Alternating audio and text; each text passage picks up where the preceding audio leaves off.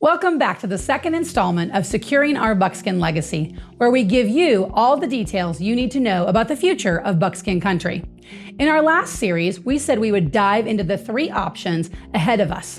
Today, we are discussing those three options of making cuts, closing our doors, or building a high school. You have heard me say in our community in the past that a high school can't be done financially for our district because we have an assessed valuation of $45 million, which means we have a bonding capacity of $8 million. However, my lens for building a high school has recently changed, and I have found that we can build one at Jeb if our community decides that is the best option for our future. While it's true that we can't build a state-of-the-art facility like some of our neighboring districts may have, we can do it in the Buckskin Way. We can offer our students a quality education while being conservative with district funding and preserving the legacy that we have built here at Jolie Barber. First, we have to discuss why we are at a point of pursuing the option of a Buckskin High School. As we stated in our last video, we are legally required to pay tuition for every student living in our district who attends high school. Students are legally allowed to choose a high school in our county or a bordering county per Missouri state statute. Currently, the two most commonly attended neighboring districts for our students have set their tuition rates at amounts that will not be sustainable for more than a couple of years.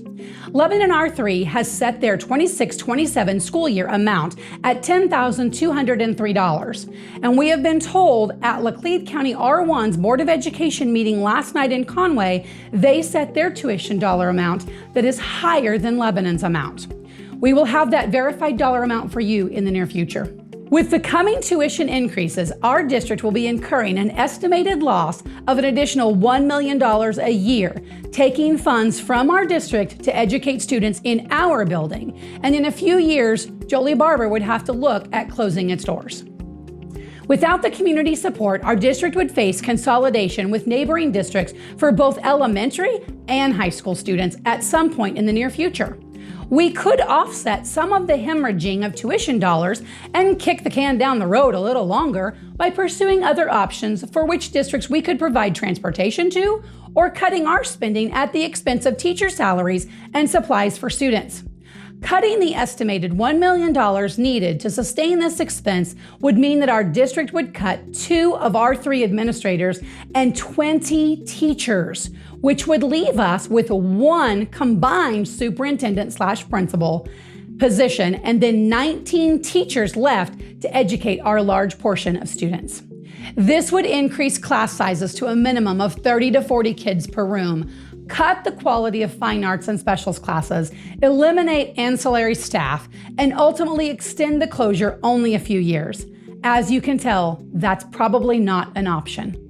Consolidation would mean we would have to have voter approval to consolidate with a specific neighboring district.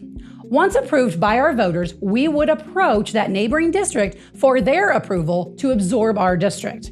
If they approve the consolidation, both boards of education would be dissolved and the community would re-vote for a new board with our district included, as we would have created a brand new district. This means that our taxpayers would immediately increase from the rate of $3.18 to that neighboring district's tax rate. If both districts do not approve a consolidation, which is likely, we would have to consider annexation.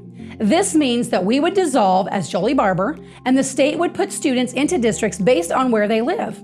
The portion of our district that might go to Buffalo at Dallas County R1 would receive a 19.15% tax increase up to that $3.79 amount.